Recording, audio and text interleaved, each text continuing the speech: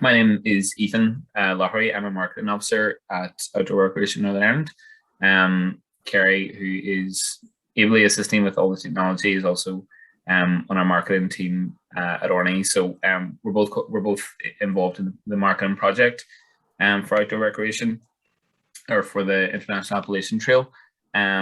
So just to give you a wee bit of context, then, folks, Outdoor Recreation and we're the organization that are delivering the marketing project for the IAT Ulster Ireland segment. So the council and lag areas along the trail were really successful in getting funding through a north-south rural development program. And with that comes the marketing project that we'll be running, as well as obviously a sort of works on the ground. Quite a lot of works on the ground the whole way along the trail, but we'll talk about that in just a couple of minutes. So just to give you a little bit of background on what the trail actually is, the Irish and Northern Irish section of the IAT was launched in August 2013, and it's a continuation of one of the largest trail networks in the world. It currently runs through 23 different countries, and its start point is obviously the famous Appalachian Trail, where it's very well known. It's a household name in the United States. The Appalachian Trail is based on a mountain formation that was created 250 million years ago, when Earth was a supercontinent. So when all continents were connected, the plates collided, and there was this mountain formation that ran through all these now countries, and sort of over millions of years, the continents separated out, and the mountain trail sort of obviously split up. And in 1984, a guy called Dick Anderson basically thought the Appalachian Trail in America is huge. Why not sort of focus on all these other bits of what had made up the whole of the mountain trail? And that's sort of how it was born. It started originally with just a big launch through Canada as well, and then it came through Greenland, Iceland. It obviously runs into Ireland and across Scotland, and the most recent section that was added was Morocco. And currently it makes up about 12,000 miles or so of trail from start to finish, which is a lot of walking for anyone who plans to do the whole thing. So the trail has been given a significant amount of investment in the last year to carry out two types of work. And this is just sort of what I was alluding to there. Obviously, the marketing campaign, which is what we'll be doing, and I'll talk a little bit about in a second. But also the trail improvement works, which are being carried out by the lag areas. And many of you will hopefully have seen some of those start to come in different sections along the IAT.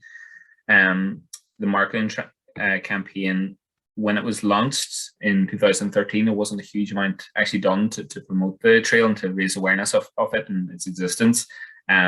So what we're doing now is capturing as much content sort of as we can to use in our campaign. So we've completed 12 days of photography across the whole trail, which, to be honest, has been one of the most pleasant parts of my job that I've ever got to do.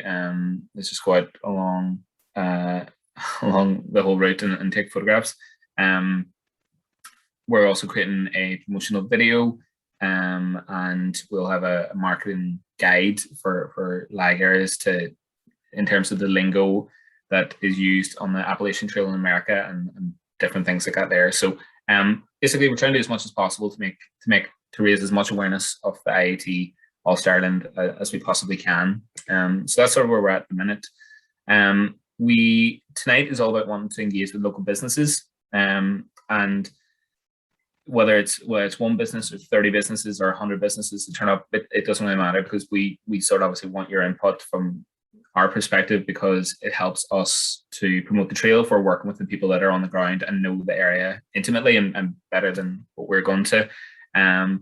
Where the conversation will hopefully be useful is where we can give you an idea of the people that will be coming to the trail, sort of give you an outline of what they're going to be looking for, and what they would maybe expect along the trail, and have a discussion about that there. So that is the plan.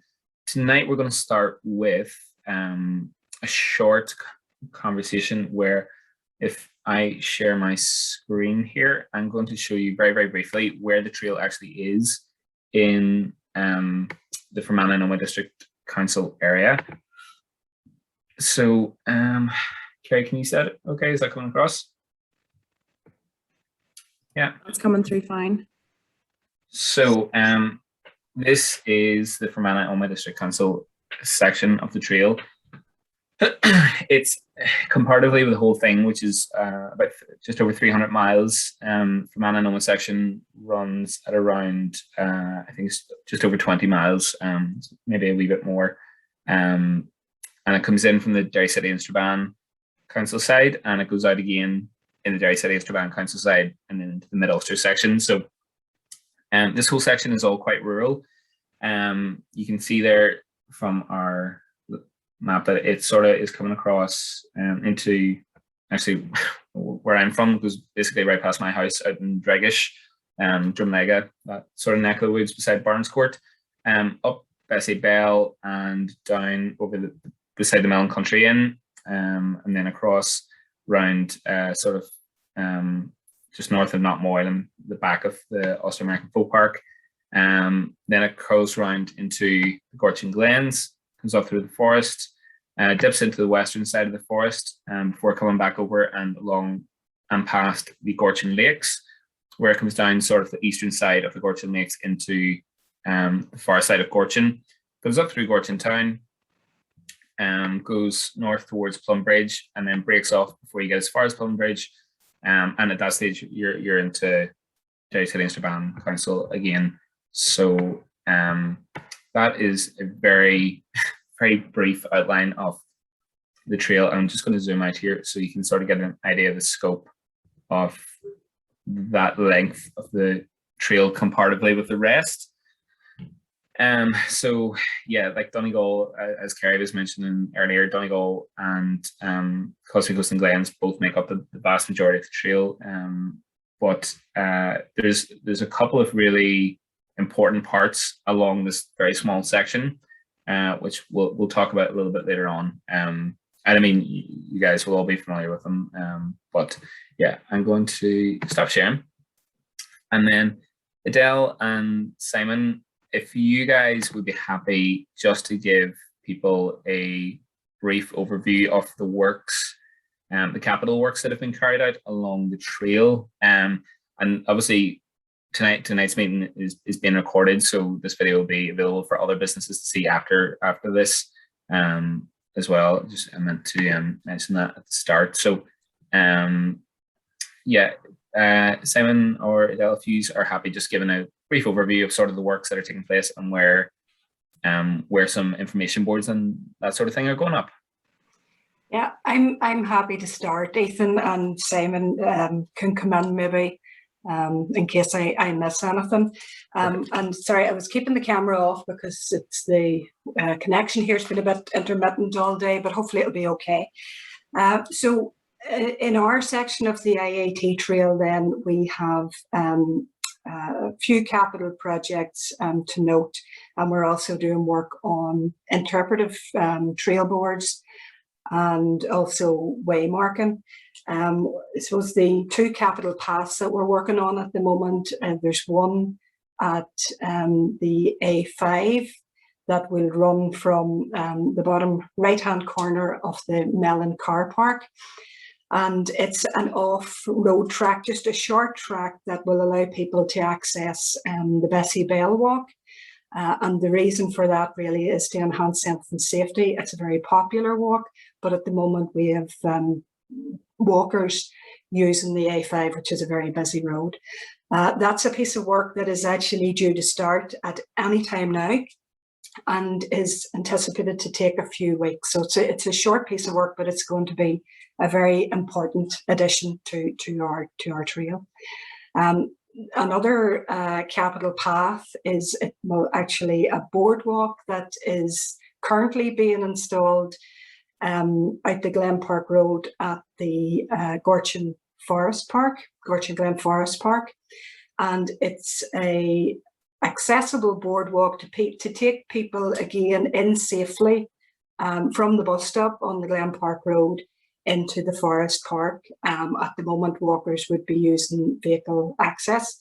So this very tastefully and environmentally friendly constructed boardwalk is going to take our walkers into the Forest Park. Now, we're not exactly promoting that walkers take the bus to the folk park, but it's you know, it is something that does happen. And even for walkers coming across that road, it's going to make it that bit safer getting into the park. Another significant piece of work that's being undertaken as part of our IAT project is the commissioning of a piece of artwork. And it's going to be located at the Ulster American Folk Park. And we've worked very closely in the council with the staff in the Ulster American Folk Park on the development and the creativity of that. So that art piece is underway, and it's an interpretation of the story of immigration. And there's been some consultation with local people, local groups, that's been facilitated by the Ulster American Folk Park. And that consultation will actually contribute to the art piece itself. Our interpretive or informative panels, then we are going to have 6 of those. We have a panel that will be located on the summit of Bessie Bell. We'll have one at the Mellon Country Inn, the Ulster American Folk Park, Gorchin Lakes, Gorchin Village, and there's one more that's escaping me at the moment, but I'm sure Simon will later come in, or I'll remember before the end of this. So those panels really will give a wee bit of a history of the location, a bit of factual history, maybe a wee bit of folklore as well, and should be something that will add, I think, to the walkers' experience. That's certainly the intention. We also have, or we're taking the opportunity at this time to update the waymarking. So we have about 100 waymarkers that are going to be replaced. It was something that was picked up in the feasibility study as particularly lacking within our district. So waymarking is something that's going to be focused on to ensure that our walkers who are following physical waymarkers, basically, that's quite clear to them where they're going. And I suppose we also have a couple of footfall counters, because one of the outputs, obviously, from this project for us is going to be how well the paths, the trails are going to be used. And the footfall counters will give us some sort of a measurement on that. But we know that the paths are very well used at the moment anyway, but this will quantify that. So that's really where we are, and obviously we are taking part in the marketing element with the other legs as well. So Simon, I don't know if you can think where that 6th panel is. There's one at the start of Bessie Bell, and there's one at the summit of Bessie Bell. There's Gorchin Glen Forest Park. There's the lakes, the village, and then there's the Ulster American Folk Park. Yes, I think I missed the Gorchin Glen Forest Park. So. Yeah, and that's really a quick sum up, Ethan, of our project. Yeah, brilliant, Adele. Thank you so much. Thank you, Simon. Sorry, Simon, did I cut you off there? No, I think Adele's covered everything there. That's all the capital elements, and the project itself is continuing well. All the aspects are, looking good, and. That's it. Yeah, no, brilliant. Thank you both so much. As I say, it's useful for people to know what where the information is. So if you are an accommodation provider and you're not, if somebody asks you about the IAT, you can at least say, well, there's information panels here. And yeah, the waymarker thing is definitely, I actually know this is a walk I take my dog on the far side of it's a part of the Ulster Way, but takes you up to the windmills beside Barnes Court, and it's all been done up there and waymarkers put in. So yeah, it's great to see. It's really good to see like the project sort of manifesting physically. Okay, the next section of tonight we have presentation which has been pre-recorded. Half of it's been pre-recorded. The other half I'm going to finish off. The reason for that it was pre-recorded is that it's generic to all the lag areas across the IAT. And then the second half I'm going to talk about a wee bit more because it's specific to Fermanagh and my district council. So Kerry, if you want to load this up, it will give, basically this first section is all about giving you an overview of the type of people that will visit the trail and the services that they require and ideas on how you can service them. And then I'll talk a wee bit about potential gaps within the area that businesses could take use of. So yeah, Kerry, sorry, I'll let you work away.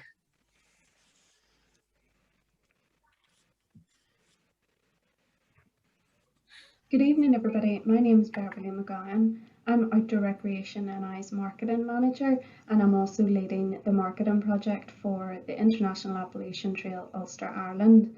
And this evening, my presentation is going to go over how local businesses can benefit from and service visitors to the trail.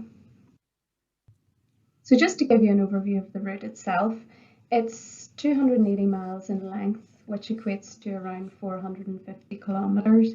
And there in the black on the left-hand side, you'll see that it starts at West Donegal at Slieve League. It passes through the Blue Stack Mountains before then it picks up the Ulster Way in Northern Ireland. It goes through the Sperrin Mountains, then up towards the Causeway Coast before making its way down through the Glens of Antrim and then finishing in Larne. So who's actually going to visit the trail? So based on previous research that we've done with other long distance trails, so the likes of the Southwest Coast Path and the Wales Coast Path, which you'll hear more about later on, we anticipate the majority of visitors will be short distance walkers. So 70 to 80% will be short distance walkers. So those that have maybe seen the trail on Facebook or the local newspaper and they want to experience it, but they certainly don't want to experience a long section of it. They just want to maybe walk 2 to 5 miles. And we will hear from Eve Nicholson from the Wales Coast Path that the actual average stretch walked along it is actually just 3 miles long. And another group falling into this category would be previous long distance and through walkers that have walked the IAT, but they want to come back now and walk a short distance because they're maybe getting a wee bit older. Then a third of visitors we expect to be actual walkers, so medium to long distance walkers. So they'll be walkers that will walk maybe 10 to 15 miles per day over multiple days, over weekends, over weeks, or they will complete the route in its entirety. And those walkers will require walking specific services, which I'll go on to talk about.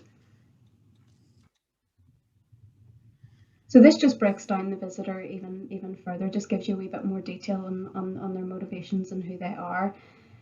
So first of all, the short distance walker, the IAT is only one part of their trip. They will be doing other things while they're here, and they really only want to experience a short section of it. They don't want to be on it all day long. They're still keen to hear about it and learn about the history of the trail, so they're keen to go on a guided walk. Then we have the actual walker, which is broken down into 3 groups. We've got the medium distance, the long distance, and the through walker. So the medium distance walker, they'll enjoy walking as part of, or it might be the main reason for their trip, and they'll complete 1 or more days walking, and they may book some walking services. Then we have the long distance walker, who's an enthusiastic walker, and definitely they will come and visit because it's the main reason for their trip. And they'll participate in 1 week of walking or completing large sections of longer distance trails.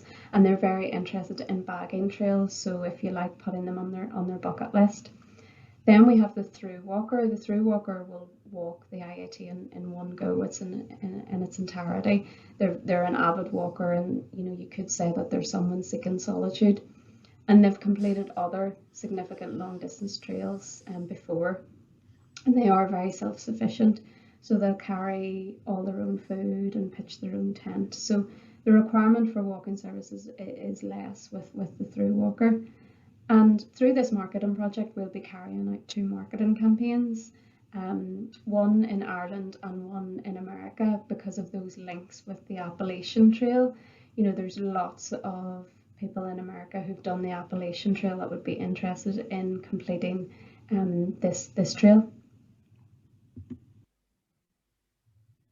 So what services do they require? We'll start off with the short distance walker, because that's going to be the majority of visitors. So again, you know, that as I mentioned before, they're keen to hear and learn about the trail, so that they are interested in going on a guided walk, a short guided walk, and they're keen to have, you know, refreshments and toilet stop maybe before or after their guided walk, and tea and coffee and scones.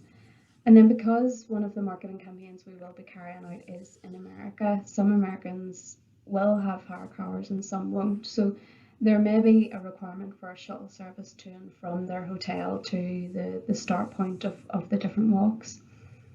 The medium to long distance walker will require accommodation, food and drink, shuttle services to and from their hotel. They might require luggage transfers to their next accommodation, and some, more so than the medium distance walker, may require walk guides and learn about the trail as they go from the walk guide.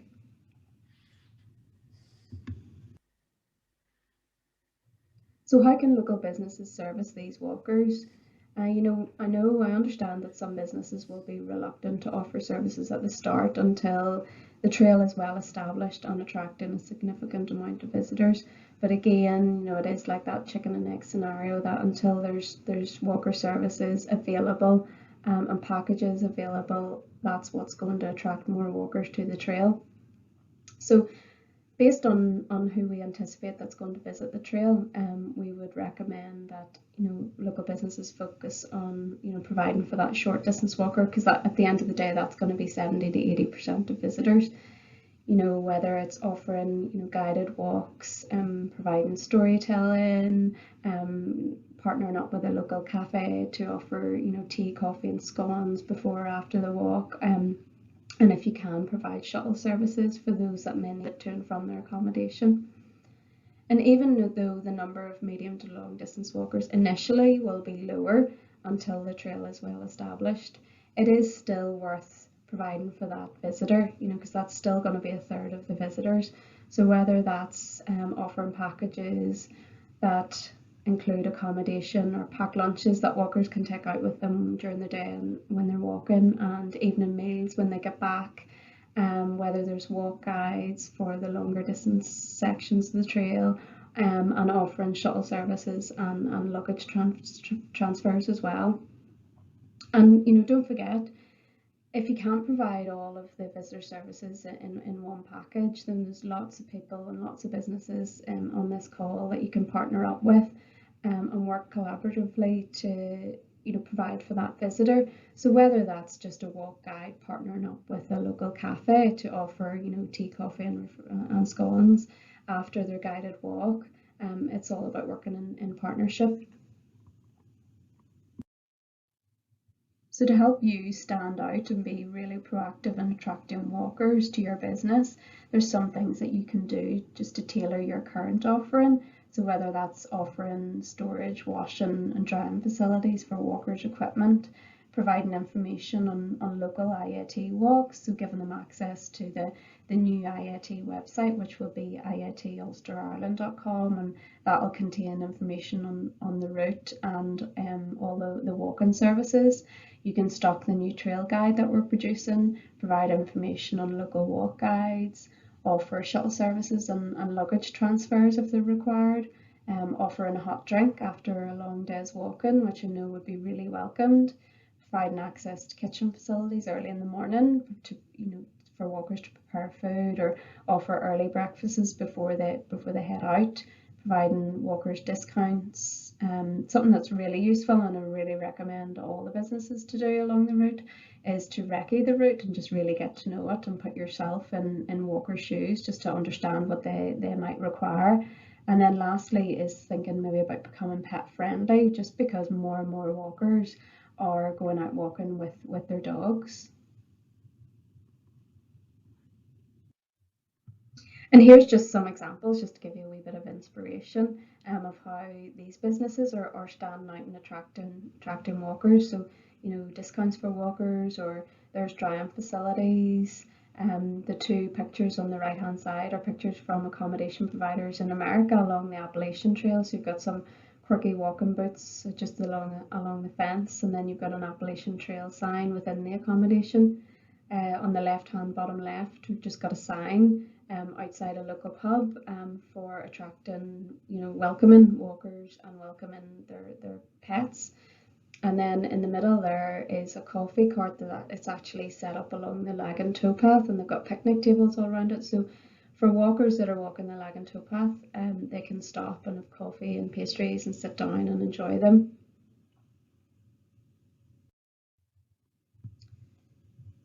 So from October time, Outdoor Recreation and I will be running 3 marketing campaigns that you can get involved in. So we'll be running one in Northern Ireland and Donegal, and we'll be doing launch events, and we'll be using those to kickstart those campaigns. We'll be running a campaign in Ireland, and then we'll be running a campaign in North America, just because of the links with the Appalachian Trail. So in North America, we'll be targeting those people that have walked the Appalachian Trail to come and do the International Appalachian Trail here. And then we will also, for the short distance walker, we will be using the likes of tour operators that have itineraries already in Northern Ireland and Donegal. And we will also be using Tourism Ireland to promote direct to the American consumer. Because we have such a limited budget in North America for that short distance walker, we want to focus on IAT walks that are close to areas that are famous and well known by the American visitor, and some places that they're already maybe going to visit anyway. So the likes of Loch Esk, Giant's Causeway, the Ulster American Folk Park.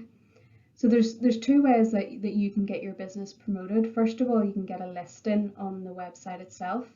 And then what you can also do is submit an IAT experience for the website, and we will use those experiences to promote in marketing campaigns.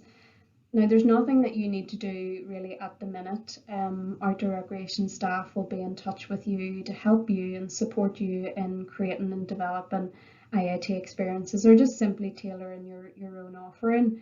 And we will also send content on the International Appalachian Trail Ulster Ireland. We can send photos, we can send videos, we can send press releases, so that you can promote the trail on your website and social media platforms too.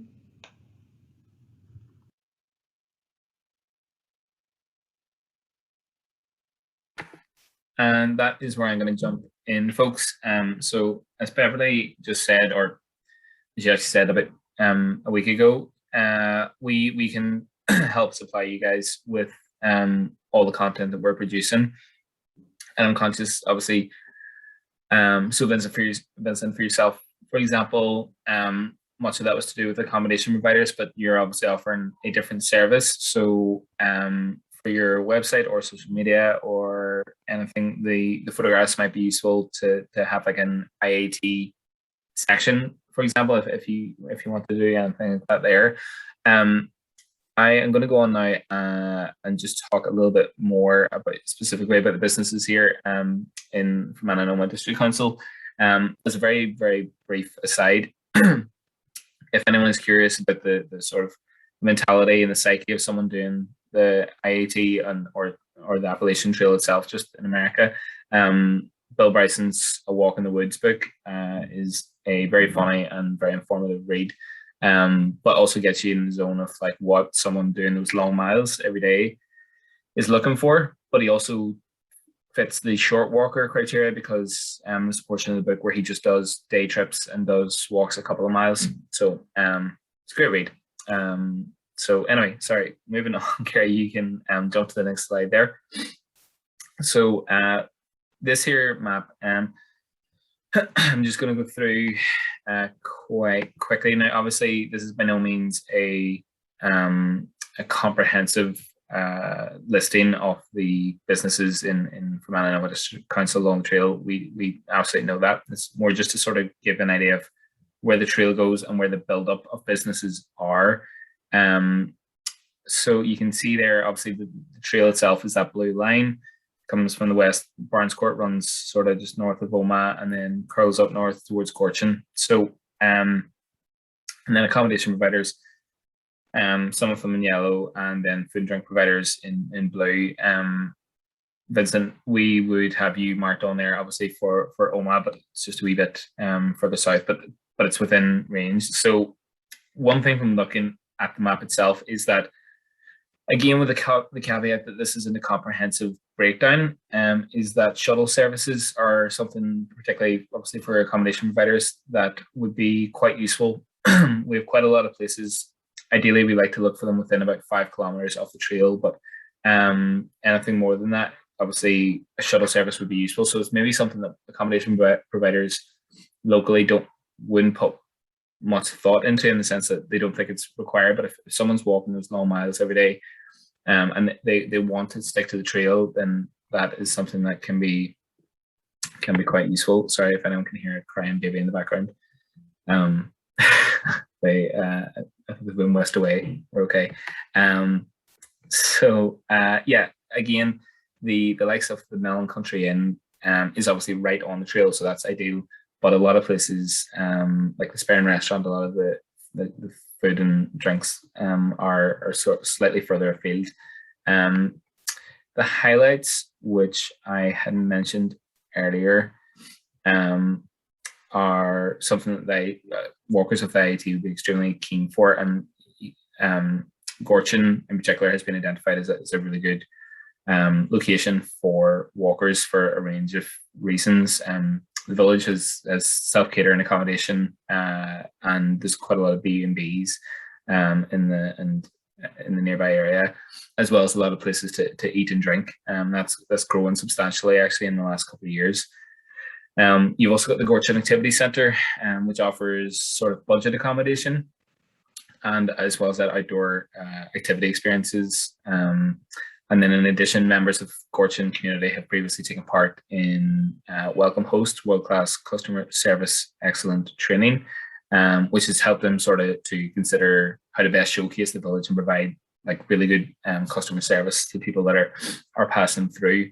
The second of the standout selling points along this section of the route, and again, totally conscious this won't be shocking news to anybody, but the Ulster American Folk Park, the reason, which is maybe something that isn't thought about as much, is that it's got a direct link with Appalachian Trail in North America. So the park also celebrates its Appalachian roots through its like log house and the Bluegrass Festival, which is obviously a massive thing locally. And there's a real opportunity there to celebrate more directly the link with the IAT walking trail. And I know part of the way we're doing that is through the Lag Area's commissioning of artwork, which is going up to do with the Appalachian theme. I can't remember the artist's name. Is it Kevin McGinley, Simon? I've maybe got the surname wrong. Kevin Killen.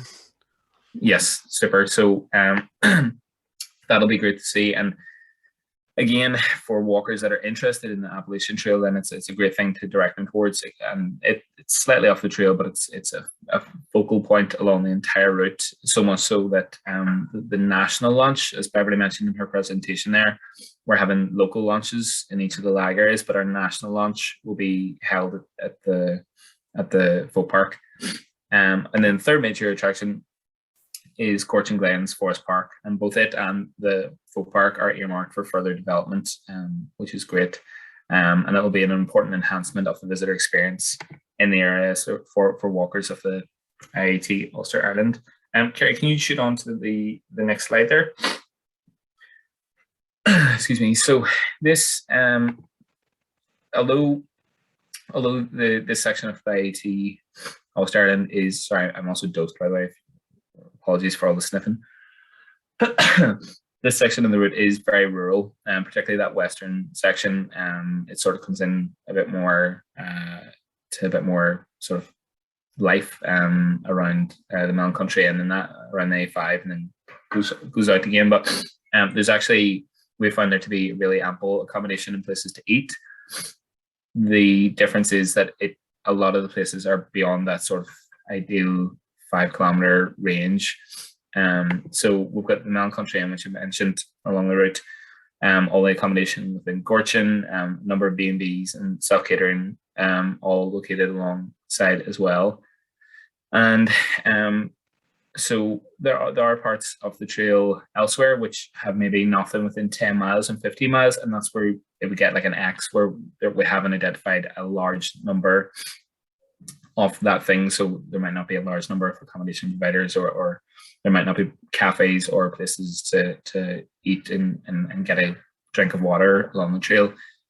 The only place where we identified a reduced number of sort of service provision would be in walk-in providers, and Vincent, you're obviously within the narrow grouping that we have found that would tick that box. So it's great that obviously you can fulfill that role. There are, in theory, other walk-in providers elsewhere that can fit that as well, but it's something that we just noticed that there was potentially a lack of in comparison with other sections of the route. Then if we jump to the next slide there, Gary. So yeah, business opportunities. This is all fairly self-explanatory. The walk-in providers, that was what we just mentioned, that they aren't there in huge numbers in comparison with other sections of the trail. And then for the medium and long distance walkers and the through walkers, which Beverly alluded to, it's just offering those packages, which a lot of the places I know, particularly around Gorchin, already offer, which is providing lunches and shuttle services and stuff. They already do, but for some of the newer accommodation providers, maybe it's something they haven't thought about, or maybe something they haven't put as much importance on. So it's just outlining that hopefully as people come and visit these trails as a result of our marketing campaigns, that these services are there for them, and that they're not found to be lacking, I guess. Then, Kerry, I think we're on to the next slide. So somebody called Ethan from Outdoor Recreation Northern Ireland will be in contact with you to develop a IAT visitor experiences. That's myself. We don't have another Ethan. So I will be in touch in the coming weeks, basically to discuss whether you want to be on our website, that IAT Ulster Ireland website, and what you want to be on there for. So whether there's a package you can offer, are there certain provisions that you're making for these visitors, just so that anybody that is making the effort to stand out, we want to recognize that and make sure that people can find them on our website. So that is mostly everything from me. I am going to pass over to Eve Nicholson now from the Wales Coastal Path team. So the Wales Coastal Path be one of the most popular walking trails in the UK and Ireland. It gets a huge number of visitors every year. As Beverly mentioned, the majority of those might only walk about 3 miles, but it still obviously brings a significant amount of revenue to the sort of the rural areas, which is fantastic. So Eve is going to outline herself how local businesses along that route have adapted to the path, sort of like being promoted on their doorstep, and talk a little bit about the visitors. If you have any questions for Eve in terms of what businesses have done on that, she will include her email address in this, so feel free to email her, or if you want, you can ask me or Kerry at the end tonight, and we can get in contact with her as well. So I will hand over to Eve again. This is pre-recorded, by the way, so just as we heads up.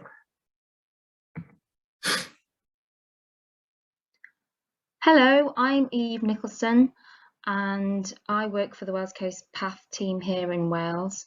We've been asked by the Outdoor Recreation Northern Ireland to talk about how we engage with businesses along the way.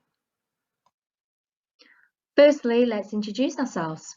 The Wales Coast Path is 870 miles long, and it is a footpath that follows the entire Welsh coastline. It was officially launched open for business in May 2012 as one of the few coastal footpaths in the world around the country. We do a variety of business to business and business to consumer marketing activities, and we work very closely with Visit Wales which is the tourism arm of Welsh Government and Welsh Government, who are the funders of the path. We have a dedicated team of path officers covering all of those marketing sectors that you see on the image, as well as a small marketing team. If you have time, there is a video there which is basically an overview of what the path means to different people through drone footage and interviews.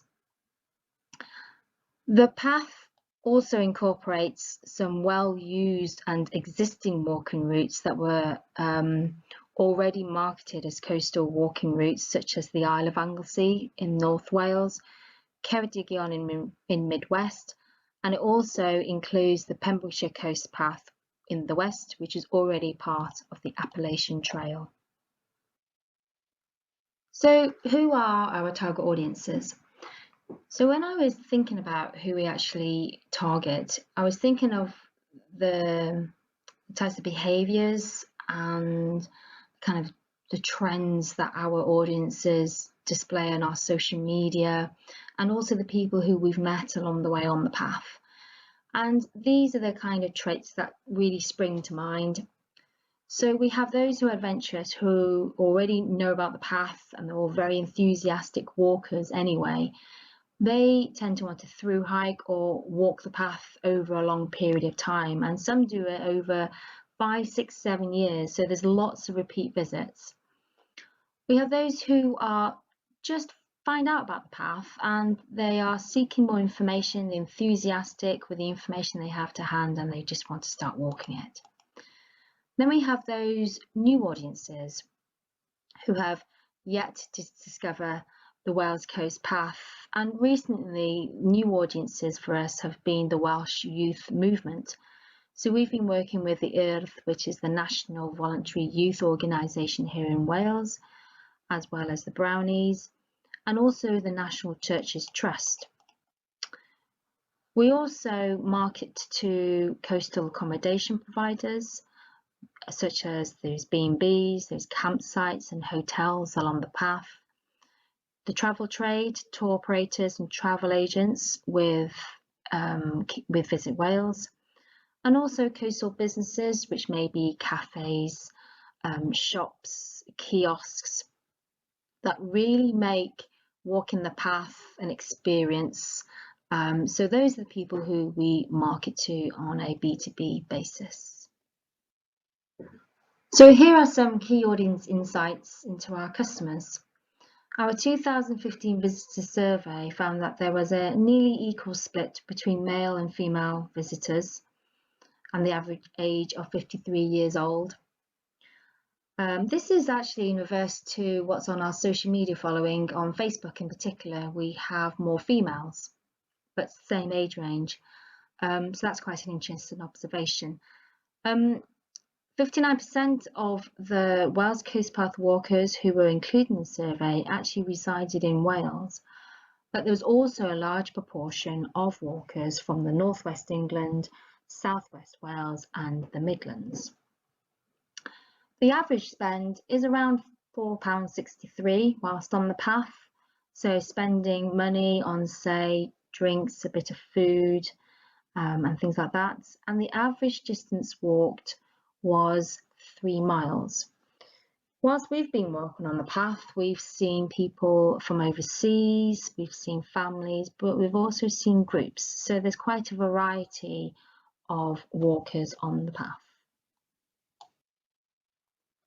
So when we were asked how businesses have adapted to the path and its visitors, I did a quick Google search and I found these 2 hotels, both based in the southwest coast in Wales on the Gower Peninsula. Now you will see from the screenshots of their websites is that they know what their visitor wants, what the walker wants. So for example, the hotel on the left-hand side, they have a dedicated walking page. They offer walking itineraries to take away, but they also offer facilities aimed at walkers specifically.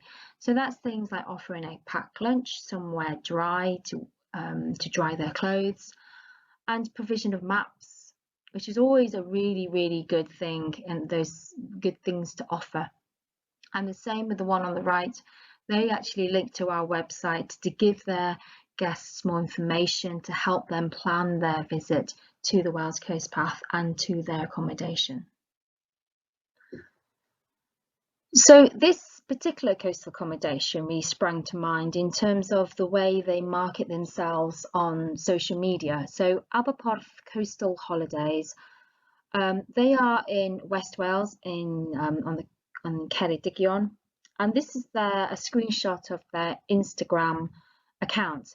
Now, the first thing that really strikes me is their inspirational content mixed in with details of their offer. So it's mainly about what you would find there in terms of the stunning scenery and the things to do. And when we spoke to them, they said they learned that the Coast Path is a really big draw for their visitors. So what they do now on their social media posts is that they put some detailed walks on their Instagram account. They do plenty of videos and they use our hashtags, and most importantly they tag us on their posts, and that's really good because it means that we can reshare, we can comment on all their great content, and it's good for customers to see what they're expecting. The one thing that I really did like about this particular social media account is that on the right hand side there, they have easy to access highlights. So there you see guest reviews, they have a bit about Coast Path, the beaches, the Aberporth and days out. And these are really easy to access information for their visitors. And the one thing that you probably can't see much on the actual presentation, but they've also put a window sticker in their window.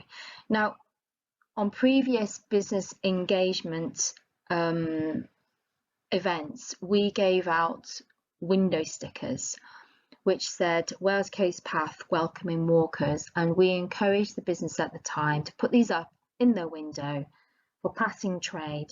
And it's really as a way of raising brand awareness physically on the path, because it's 870 miles long, but you won't see a way marker, say, every mile, every 2 miles.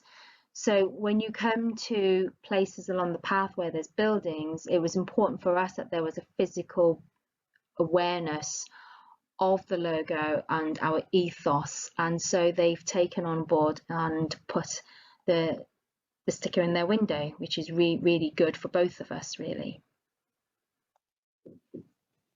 So thinking about the other businesses that we market to about the path, we thought of Anglesey Walking Holidays.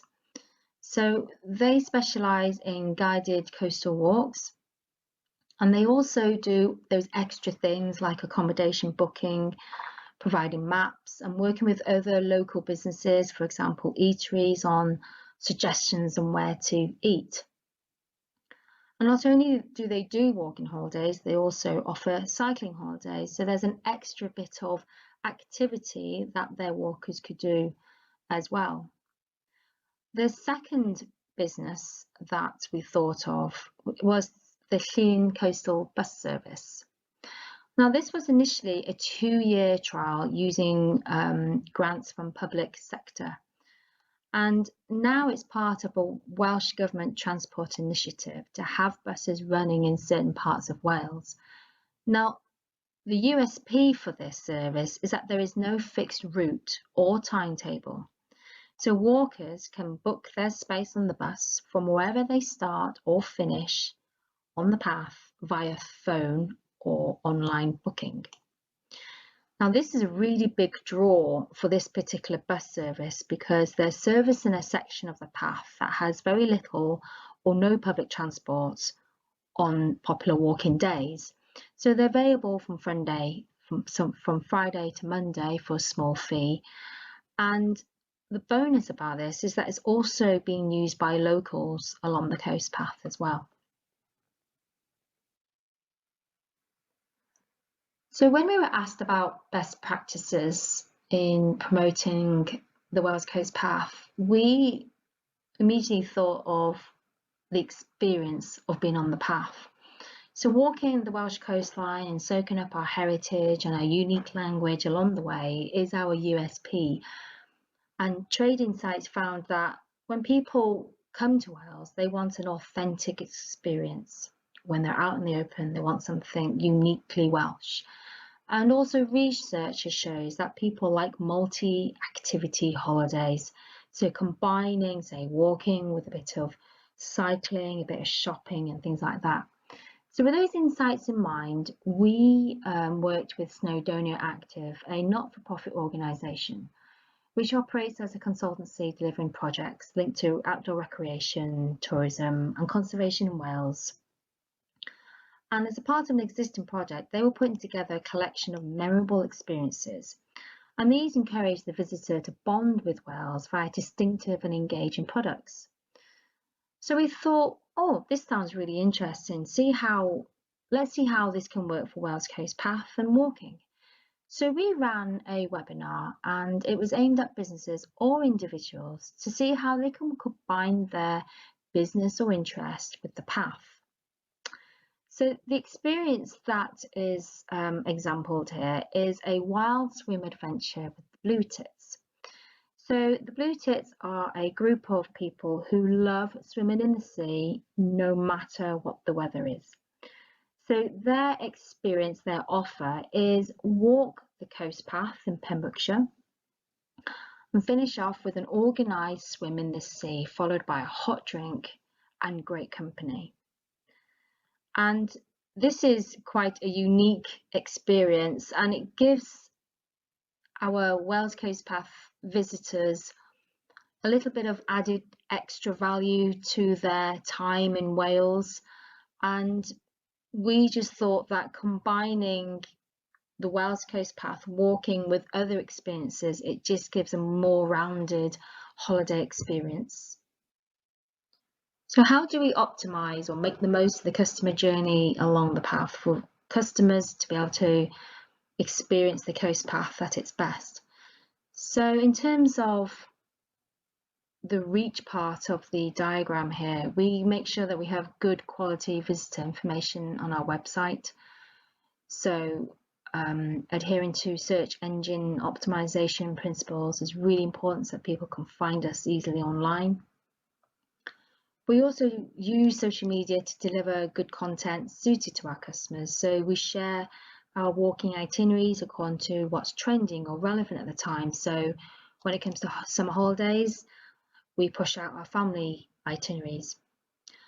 And we also do printed leaflets about the path, and we get those distributed all over Wales as well as inland areas to coastal accommodation, so B&Bs, campsites. We also do them where there's high footfall, such as supermarkets and libraries, and also at transport hubs such as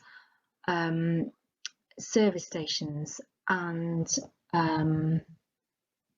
key areas where people enter Wales. We try and get people to act upon our marketing efforts. So for example, we encourage people to join our Facebook community group, and this has been extremely popular during the summer where people were doing staycations because of the pandemic. And so we had a lot of people joining the community group asking where's the best place to start, and putting up inspiring pictures of their walks on the path. And this is a really good social listening tool for businesses to see what questions are people asking and see whether your business can plug those gaps in information.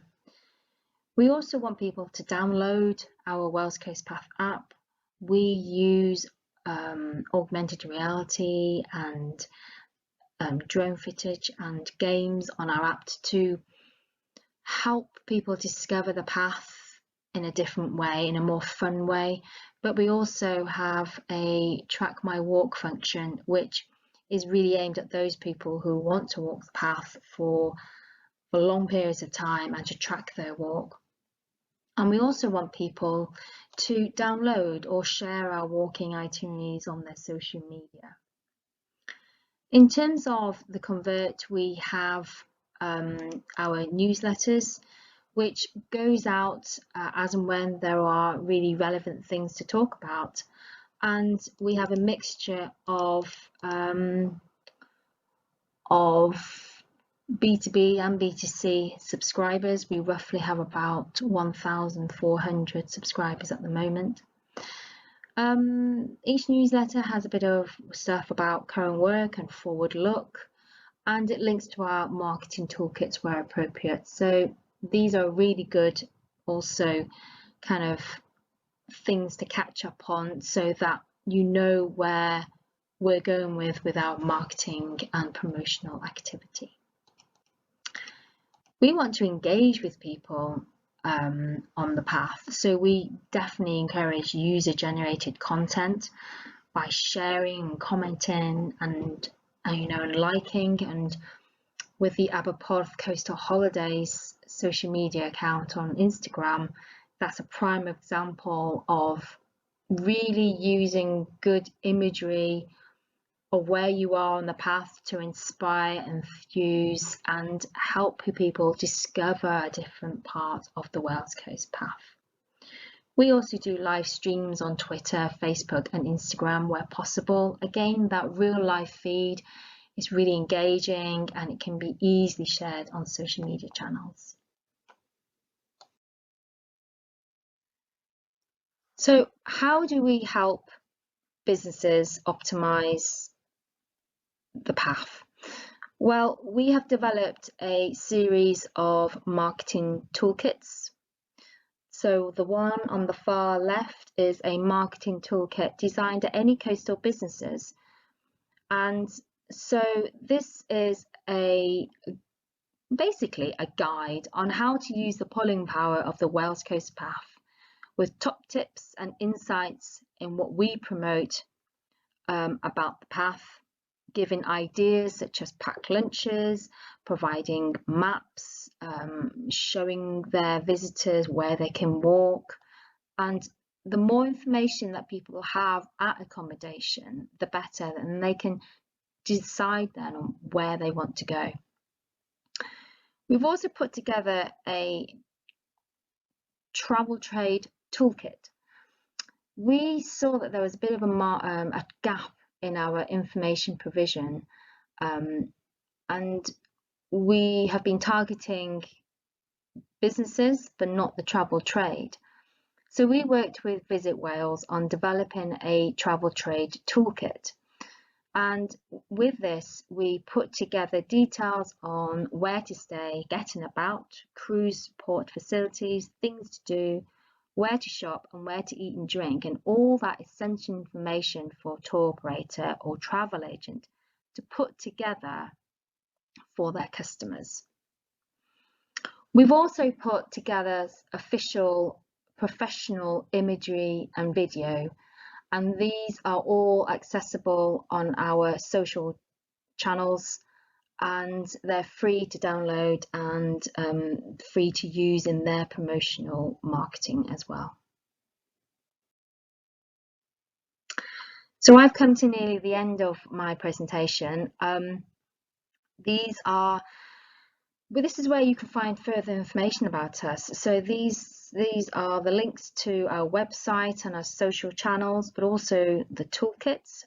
You can find us online using the handle @Wales Coast Path, and we're on the main platforms, and those are hashtags, and if you have any queries you can easily email us on that email there.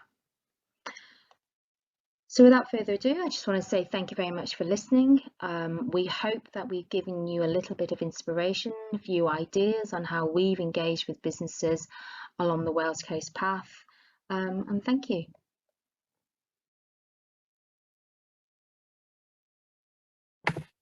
Okay, So there's some like absolutely wonderful things from Eve's presentation. The two jump out at me are the ones that are sort of the quirky ones, the bus with no timetable, and the swim and the blue tits, because like both are just outside of the day-to-day, like what you would normally get in a standard holiday package. So and obviously there's a lot more great content there. So as we said, this is all being recorded, and you can get that back. And if you want to email Eve, if you didn't get her email address screenshot there, then just let us know and we can contact her for you. As I said, I will be in touch with as many activity providers and eateries and accommodation providers as I physically can in the next couple of weeks. But now it's sort of a quick chance. If anyone has any questions, just feel free to shout them out. And between Kerry and myself, we will do our best to answer. And if we don't know, we will find out for you. But yeah, has anyone any questions about what they've seen or about the route or anything at all like that? I was just thinking about how you're proposing to go from, is it down the A5? I know you can walk along the side of the A5 towards the Ulster American Folk Park, or is that the signpost that's going to be used? Is this so if someone's walking the trail, Vincent, how they get from the trail to the folk park? Yeah. Yeah, I imagine we will not be telling people to walk that, because it's a very dangerous part of the road.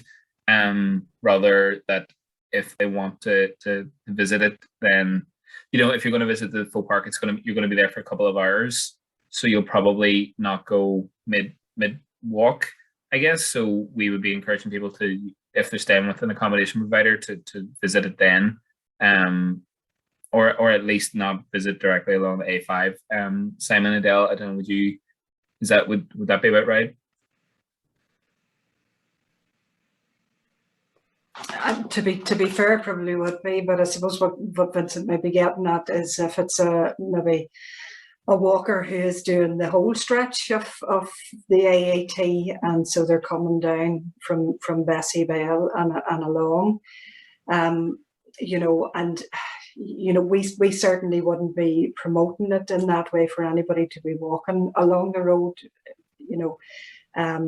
I think to be fair, Vincent, that's probably something we maybe need to give a wee bit more consideration to, just in terms of, because we would be advocating that people would go and park up at the folk park, but there clearly are going to be walkers that'll be doing the whole route.